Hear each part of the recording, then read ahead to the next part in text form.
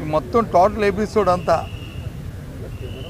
ఈ జరుగుతున్న ప్రక్రియ కానీ విషయం అంతా ఆలోచన చేస్తే ఇది వ్యక్తిగతంగా ఆయన అవమానపరచాలని లేదు ఆ కుటుంబ సభ్యుల తల్లిదండ్రుల్ని బాధ పెట్టాలని చేస్తున్న ప్రక్రియలో భాగం తప్ప ఇదంతా కూడా మొత్తం జరుగుతున్న అదంతా కూడా ఎవ్రీథింగ్ అంతా కూడా ఫ్యాబ్రికేట్,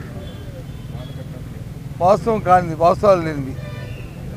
ఓ రోజు వచ్చి పేపర్లో రాయడం, లేదు టీవీలో వచ్చి ఎవరితోనో మాట్లాడించడం, మర్నాడు వచ్చి అది ఉంది ఇది ఉందని చెప్పని దాంట్లో లేని పని కలిపి అభూత కల్పన కల్పించి వాళ్ళ మీద వచ్చి కార్యక్రమం చేయడం అని ఈ ప్రభుత్వాలకి ఇలాంటి వ్యవస్థని డైల్యూట్ చేసి ఇలాంటి కార్యక్రమాలు చేయడం ప్రభుత్వానికి తగదు. దీనివల్ల రాబోయే కాలంలో చాలా పరిణామాలు తీవ్రంగా ఉంటాయి.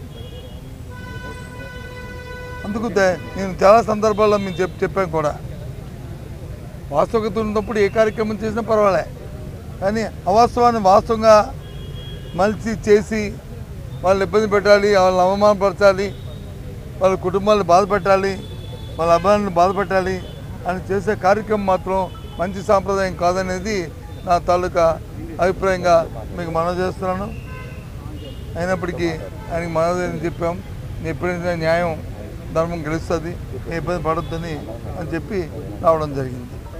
రేపు 25వ తారీఖు నాడు కూడా మా నాయకుడు కూడా వస్తారనే విషయాన్ని కూడా ఆయన తెలియపరిచింది.